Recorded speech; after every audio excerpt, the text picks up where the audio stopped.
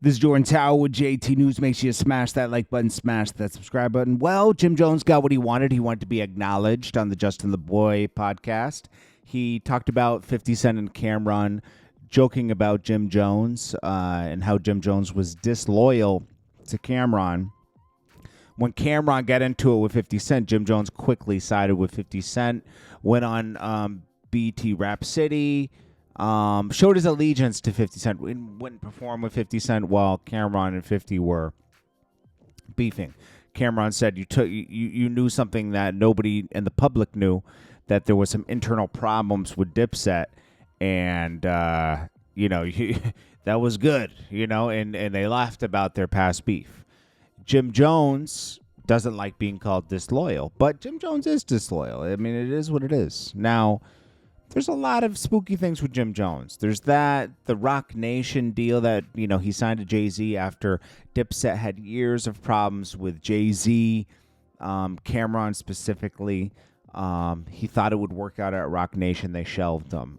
He went on a crying tirade on Funk Flex about Cameron in 2016-17. Cameron was forced to reply on a long video that and they since buried the hatchet and have done shows together and deals with different clothing brands and this for business, But Jim Jones had to come out and try. Now he went even further and said he came up with the pink thing for Dipset, and he's this and that, and discrediting Cameron and saying that Cameron and 50 Cent are obsessed with him. Now, 50 Cent chose to not like Jim Jones anymore around 2016. I don't know if you remember, he used to troll Jim Jones a lot, and really trolled him a lot during the Mel Matrix trial. And this is what 50 Cent's referring to here when he says, Individual 1, Cam is on vacation right now, but you wait till he gets back. You're going to get it. And, Den of Thieves out in theaters tomorrow. Then he says, let me get to it. Individual 1 calling the shots out here. I know you working, so please don't say gangster stuff to me, Individual 1. He's implying that Jim Jones is an informant for the police. The only people that didn't get in trouble in this trial were informants. Now, Mel Matrix, who's the head of Nitrate Bloods, where they painted him as, right? He went to jail for selling a key to an undercover that was also a criminal, but they made him an undercover informant, and Mel Matrix completed a deal with him, and Mel Matrix is now serving 11 years behind that and will be out in 2028. There was an infamous phone call with Jim Jones and Mel Matrix where they were talking about Tekashi because Tekashi was under 9 Trey Bloods and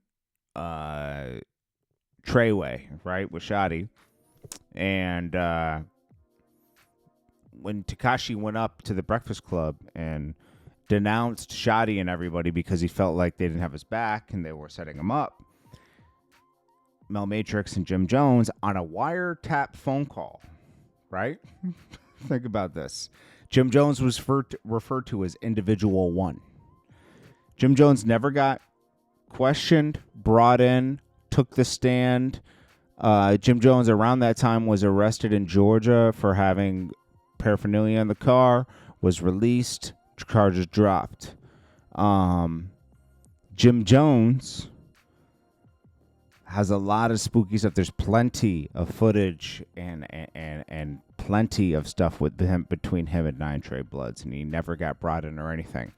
So 50 Cent is implying that he's a informant. There's no confirmation of that. I'm just letting you know that's what's going on. You know that too.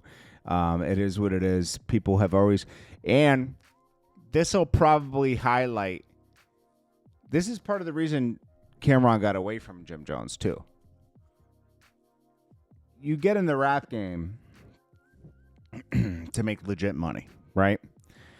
Jim Jones used his rap fame to get more involved in the streets. And he got himself into something that's deep. Jim Jones is a clown, man. You know, He did a lot of historical things. He's probably one of the better rappers out of Dipset right now. Why he doesn't lean more into that, and he always has to lean into that he's a street guy. And really, he's just grew up he's a product of his environment, right? But it doesn't mean he's a 9 Trey Blood gangster, head of the gang. You're a rapper. You're a rapper. There's nothing wrong with that. There is nothing wrong. That's actually a good thing. I don't know why Jim Jones starts so many things. He started a sauce weed company with this guy that never went anywhere. He had the Vamp drinks that never went anywhere. Like, he halfway does things, Remember, he was doing quarantine, the studios that never went anywhere. I'm just telling you, Jim Jones does a lot of weird stuff. He's him and Dame Dash have a lot in common. They have good ideas, poor execution. Bird Gang. They started a whole movement for a minute, but that fell apart. Nobody popped out of that. Max B ended up leaving out of bad circumstances. Stack Bundles was probably going to do the same at one point, Stack Bundles wasn't around long enough to want to leave. And I was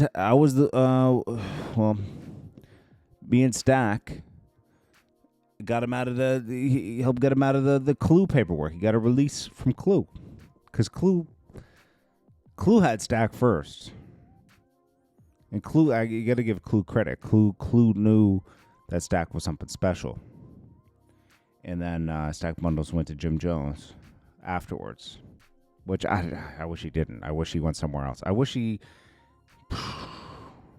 I don't even know where I wish he went, but Stack was special, man. Yeah, so Mel Matrix will be out soon. This whole thing is just, I don't know why Jim Jones is talking so much. We got the fires going on in LA, very sad. Poor government. What a failure of government, They didn't act fast enough. There's no water in the hydrants. They're focused on the wrong things. They're putting money into the wrong things and not taking people's tax money and putting it to what's supposed to happen is it's supposed to benefit the taxpayer, but it's not. Kid Cudi was forced to evacuate his home. He said he's all good. His heart hurts for all the people going through this. Yeah, but he's safe. That's sad, man. You work hard for what you got. You got to evacuate. That's horrible. And supposedly Little Rod in this documentary that's coming out, The Fall of Diddy, it's coming out on ID. They're doing Diddy just like they did R. Kelly with these documentaries. Little Rod is a non-factor in the music business, but he created so much trouble for Diddy. Isn't that something? Diddy, I'm sure, Diddy's not a great person. I'm not defending him. But it's funny how a guy like Little Rod is the person who took him down. Like, it was a perfect storm between that and the Cassie thing and everything else. Anyways, this is Jordan Tower with JT News. Make sure you smash that like button, smash that subscribe button. I'll check you guys in the next one. Peace.